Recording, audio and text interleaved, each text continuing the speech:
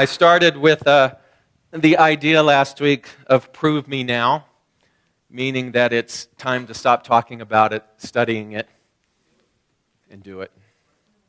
And today goes even further with that. When I was traveling in Europe and I was in France and going to museums and cathedrals, I kept seeing this word posted. Of course, in those ancient buildings, there's lots of construction that is eternally going on, lots of restoration. And this sign with this word was everywhere, and the word was sacrosanct. Sacrosanct, used to describe the importance or the value of these items. And sacrosanct meaning don't interfere with the sanctity of this beautiful thing. And it's a word that was around all of the religious iconography and much of the ongoing preservation in the buildings and the museums. And it dawned on me that sometimes it's a sad commentary regarding our lives when we hold our limitations in sacrosanct, meaning that we hold them valuable and please don't interfere with them. Because, oh my God, who would I be without my story, without my limitation? These labelings we have accepted about ourselves are what someone told us of us or our state of the world and the way in which we participated in becomes sacrosanct. The illusion of loneliness is exactly that, illusion. What is an illusion? It is a false thought. So the illusion of loneliness is that there's no one for you, no one around you. You're isolated and alone. You have committed such egregious errors that no one is going to want to hang out with you. And you hold that inside. You hold that in the energy of sacrosanct. And you think that this is who I am, and we go about our days, and we become very good at that. The illusion of hopelessness. That idea that says, yes, I will get up. Yes, I will go about my job. I will do the things that I know I'm supposed to do in earthly form. But the reality is it's never going to matter. That as I do these things, I'm walking upon a riverbank of futility. And so I'm holding this hopelessness in regards to me and my life and my future in sacrosanct. The illusion of defeat. That says, yes, I will try. Yes, I will pick myself up again. Yes, I will even tattoo that Japanese proverb on my skin that says, fall down 7 times and stand up 8. But I will still think, what's the point? Because I know that I will always, always wind up defeated. And we hold that illusion. What is illusion? A false thought in sacrosanct. The illusion of, it's too late for me. That horse done rode in, drank the trough dry, and galloped off into the sunset. And we think that. But we play, oh, I wish. Oh, I wish. But the reality, or I should say the illusion, is that we feel that that is beyond us, and we hold to that in sacrosanct. The illusion behind a financial ruin is, and you can just continue to fill in the blank of how we have this energy running through us. And we carry these illusions regarding what we are capable of based upon how we compare ourselves to others, how we measure our successes from past attempts at expansion. We carry with us illusions that we are limited beings with limited resources, with a limited amount of time. We even carry with us primordial illusions. What does that mean? Primordial illusions. Imagine if you and I were born in a country where religious sects and class systems still existed, and we were born into something of a lower caste. And we would think that we were bound by that. And we would think that because of that illusion that this must be who I am. And even if we weren't born in a geographical country in that region, we still carry with us something within our DNA that is attached to those who became before us. Primordial illusions. Illusions rooted within our core that we have their origins in our mass consciousness. And we think that's okay. And we talk about it and we brunch over it. And we laugh. We laugh and we embrace our illusions. And spirit, God, intelligence, wags its finger at us. And it says, but you know better. Did you ever have a parent or a guardian wag their finger at you and say, you know better? And we felt chastised and we felt shamed. Well, spirit is not shaming us. What it's actually doing is it's beckoning us to rise above the illusion, to say, you know better. And why do you know better? Because your origin is that of the infinite. Your origin, your godhood is irrepressible. And so you and I know better. And the amazing thing is that as we walk this journey with every single day, that knowing expands. And so I wag my finger at you. Spirit wags its finger at you. We each wag our finger at one another and we say, you know better. In acknowledgement of your brilliance and your genius.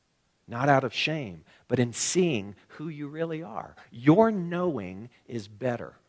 And with each and every passing day, that knowing can only help but expand. Our knowing is better.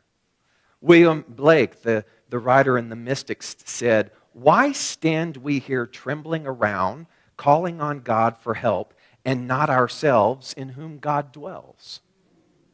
Why do we continue to look outside of ourselves for the solution, for the permission, for the answer, when all along that energy and that permissive nature resides inside?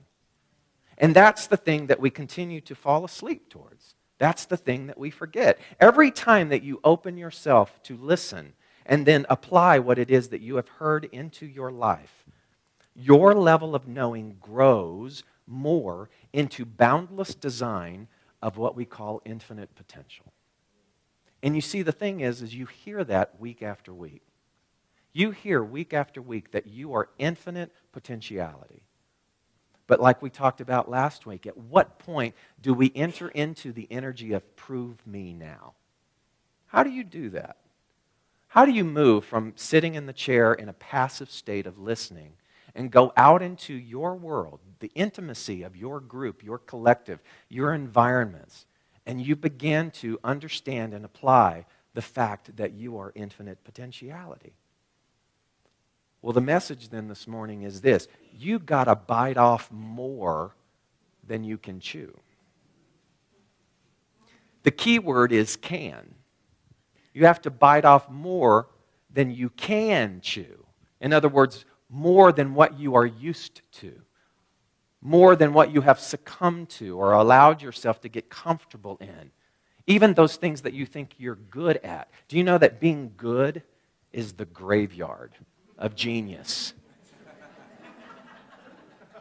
You are not here to be good. You are here to be genius.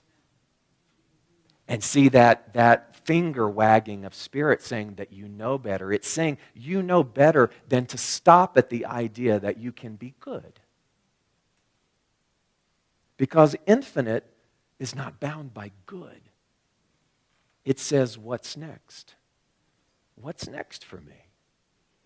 And so we must bite off more than we can chew. You know what you can chew, but you have no idea how much more you can begin to ingest into your brand of unlimited beingness until you start taking bigger bites. And this is when it best happens. In that moment when you realize that you are playing small. Don't you see the glory and the beauty in that moment? Because that moment, first of all, is built upon awareness, and awareness is everything.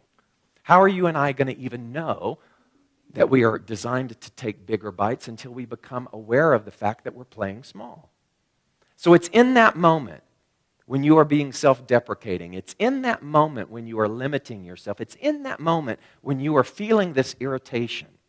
It's in that moment when the illusions described rear their heads that you and I then decide, and that's the moment that we do the work. That's the moment where we say, I used to behave this way. I used to respond this way. But now in this moment, I'm going to move into that energy of prove me now. I'm going to take a bigger bite out of what I think is possible. I'm going to stop reacting, and I'm going to start responding consciously. My first night on the mountain of Kilimanjaro, we had finished that day, and we had stumbled into our first camp, and we were going to have our first dinner in the porter's tent. And so we were attempting to eat what was supposed to be dinner. And one of the fellows in my group who was climbing, an older gentleman, he's from South Africa, he pointed to my tent where I sleep, and he pointed to my backpack, and he was looking and showing me, and I looked over there, and there was a rat standing on its hind legs, trying to take the zipper off and get into, because in my backpack was a Ziploc bag of Don Jameson's trail mix. Made available for you after service outside. But the bag was kind of open, and so it was smelling all of that, and he pointed it out, and I went over and I shooed the rat away. And then that night, as I was attempting to sleep, there was this scurrying on my head, and it just kept bumping into the tent. And it was not inside the tent, but it was on the outside of the tent. It was like attacking my head. And it was just like boom, boom, boom, boom, coming from all directions. And I realized that the backpack was by my head. And so the smell of Don Jameson's famous granola, available after service, was right there. So I moved it, and I put it on my chest. But the scurrying continued. And I started to laugh because that's who we are. We have these brains that are like rat scurrying. You know, we call them monkey mind, the rats. Pick whatever critter works for you. But there's such activity going on. And the beautiful thing is that if we don't become aware of the fact that all of that activity is illusion, then we miss the opportunity. We miss the opportunity to go, oh, see what my mind's doing? My mind is wanting to wander off into fear. My mind is wanting to wander off and scurry and scatter around in all of the things that could go wrong. Rather than stopping in that moment and acknowledging the rat or acknowledging the monkey mind and just saying, okay, what is my opportunity right now? And begin to make something different. And as those rats, the first thing for me was, well, if there are rats, then there must not be any other larger creature around in this area. So that's one thing to be grateful for.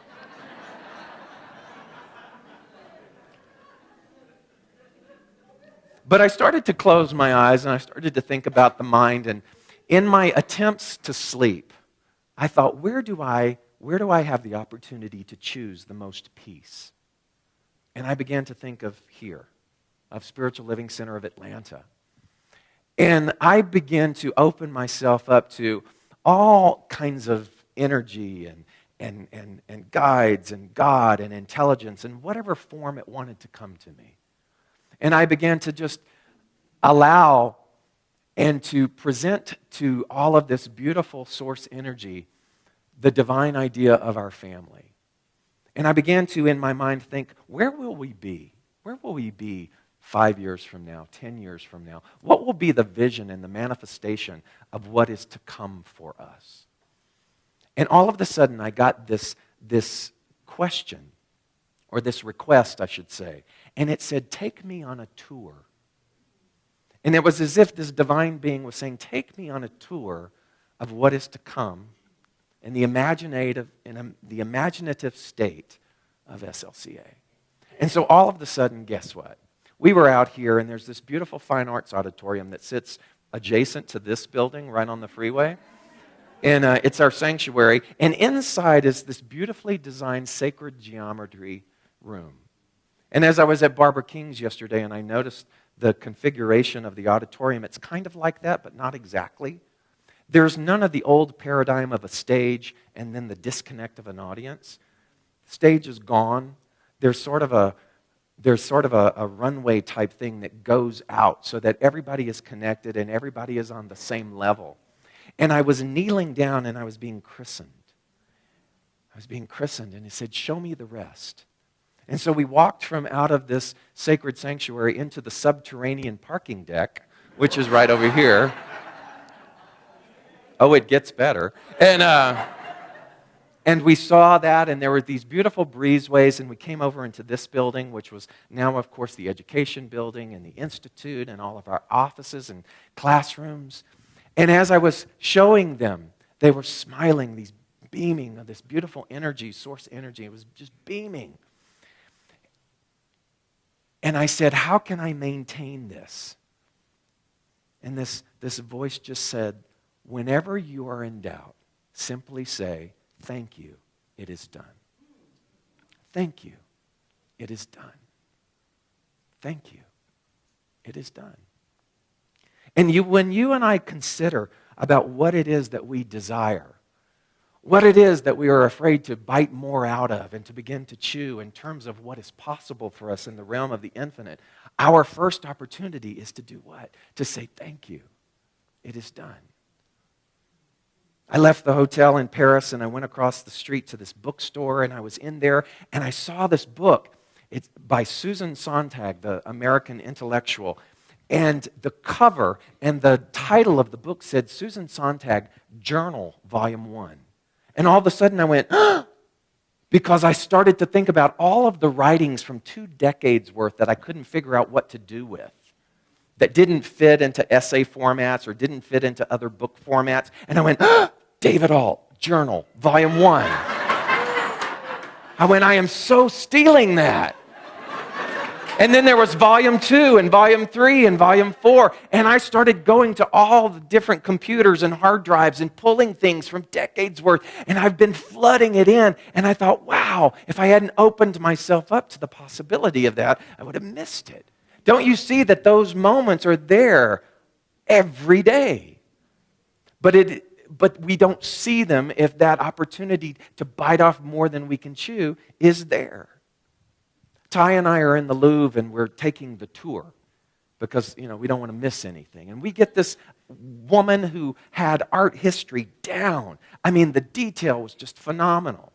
And as is always the case, there's always several in the group who have that sort of what we call the ugly American energy, attitude. They don't care. They're smacking their gum, and all they want to get to is the Mona Lisa. And the Mona Lisa is designed as the last part of the tour, and there everything is, when we get to see Mona, And so, kind of have to tune them out. But the funny thing is, they say, if you're going to go to the Louvre, you have 4 options of things to see. You have to see the Venus de Milo. You have to see Winged Victory. You have to see Mona Lisa. I can't remember what the other one was. But you get into the room where the Mona Lisa is, and it's wall-to-wall, shoulder-to-shoulder madness. Snap, snap, everybody trying to get in and hug Mona, and you're like, wow. And you go, why? Why the madness? Why the craze over that? When you walk around, you go behind that particular partition, you go into another wing, and there is the most breathtaking, most stunning, most beautiful painting by Paul Delarouche. It's called La Jeune Martyre, the young martyr. And it's beauty and pain mixed together. It's this young woman, and she was a martyr, and she's floating in the Tiber River, and her hands are tied, but there's this mystical halo, and her face is just light. And you walk in, and you can't help but in this massive pavilion to go, and to just see that. And you go, why aren't they standing around going to that? Because someone told them that one thing was more important than the other. Someone has told you that certain pains and certain ills and certain worries are important and that you should have them. And so we've held them in sacrosanct. And we've honored them and we've cherished them. And the time is to stop. Our founder, Ernest Holmes, says, there is nothing in the universe that limits you. Take that in. Listen to that. There is nothing in the universe that limits you. How many of us have already had conversations today about our limitations? Already, today. And you haven't even had lunch yet. There is nothing in the universe that limits you or that would or could desire to limit you. There is nothing in the universe that withholds from you because in so doing, it would withhold from itself.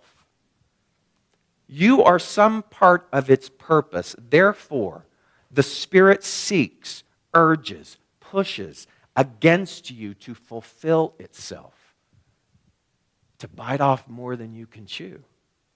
No matter how abundantly the horn of plenty may pour out its universal gifts, there must be a bowl of acceptance. There must be a chalice of expectancy, or the gift cannot be complete. So the universe is pouring out this blessing. Michael Beckwith said the word yesterday, I don't know how many times, plenitude. Tattoo that word on you. Plenitude. The universe is pouring plenitude upon you. But if there is no bowl of acceptance, if there's no chalice of expectancy, then the gift cannot be complete. So when we bite off more than we can chew, when we stretch beyond what we have held as sacrosanct and run with abandon towards an infinite field of possibility, we begin to experience the infinite qualities in our universe. Oh my God, how many times do we hear that? But just like last week, what will it take for us to move into a prove me now energy? And like I said, it's going to start becoming irritating. Think about it. When your divine nature hears the truth, what happens? Everything inside of you tries to get towards that which is true. This massive internal shedding begins to take place. And all that no longer works for you must rise to the top, be burned off, be shed, in order for that which is the infinite nature of you to come through. Wouldn't it be great if we could do that without all of the drama? Wouldn't it be great if we could choose that without having to hit rock bottom?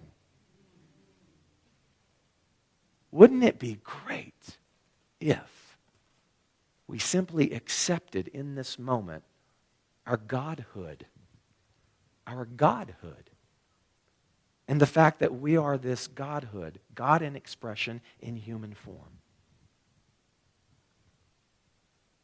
Wherever you see sin, mistake, judgment, it is yours. Wherever you see crime, it is yours.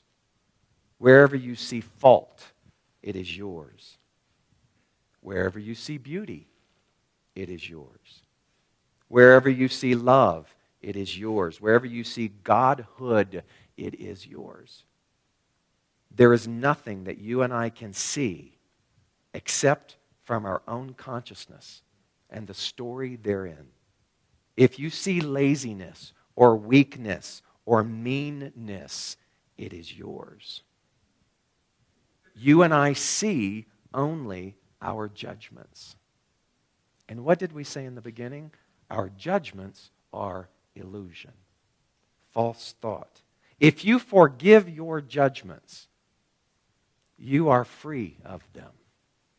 If you cling to them, they will cling to you. Judging, then, is mediocrity. If, as Ernest Holmes says, there is nothing in the universe that limits you, then what does that make you? It makes you God in human form. It makes you spirit in human form. It makes you source, energy in human form. It makes you intelligence in human form. And your human form is expandable. But you and I have got to bite off more than we have been chewing in order to let that Godhead, that Godhood, rise up and be operative as us.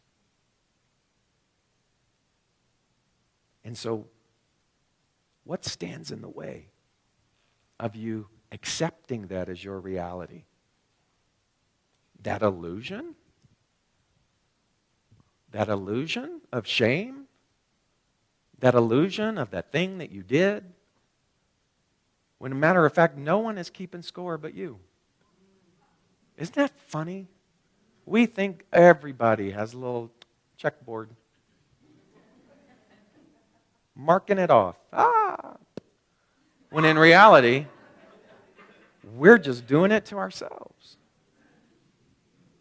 What is standing in the way? What is between you and that first step of willingness into your Godhood? Consider this: there are no mistakes, no accidents or coincidences in this spiritual life that we are living. There is no separation. There is no lack. There is no entrapment except what exists in the story that we continue to tell. You cannot fail. The fear-based thinking is the only enemy. The mirror of the world is an exact image of our thoughts. And nothing but the infinite is guaranteed. Therein lies our freedom. So I ask you this morning if you would close your eyes.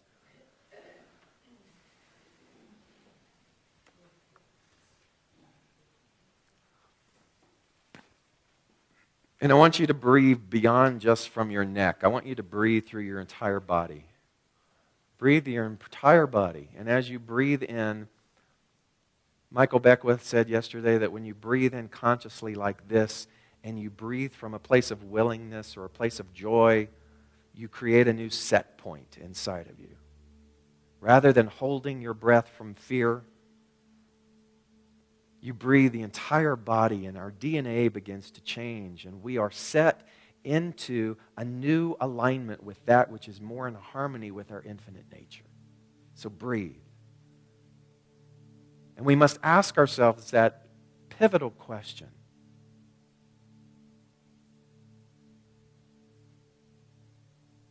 What is it that I am here to do? What is it that I am here to do? And more than just details and tasks, we understand that so much of the answer is to love and to be loved. And when we become willing to play and participate in that, then all of the things like vocation, then all of the things like details take care of themselves. So what is it that I am here to do? I am here to love and to be loved, and I am here to explore avenues and fields of love which require me to let go of the illusions that tell me that I cannot have. I must bite off more than I am accustomed to, more than I am used to. I must move away from simply existing or even being good in order to be able to live in the zone and the energy of that which is genius. And so I ask myself, why? Why am I stalling? Why am I stalling? Why am I holding back? What excuse am I continuing to excavate and to hold in this sacrosanct energy and saying, well, and to realize that none of that is important. The only thing that is true is that in this beautiful moment right here and right now is God. Everything that we need is here in this moment right now. And we breathe that in. And we create for ourselves a new set point. And in this gratitude, I affirm and I know that every single soul in this room takes that step into the mystery, that step into the fear, that step into the unknown, and begins to prove now the bounty and the beauty of that which is God. We say to ourselves, I am that I am. I am is my God name. I am. And because I am, there is nothing that I cannot be, do, or have as long as I stay in the energy and the remembrance of that.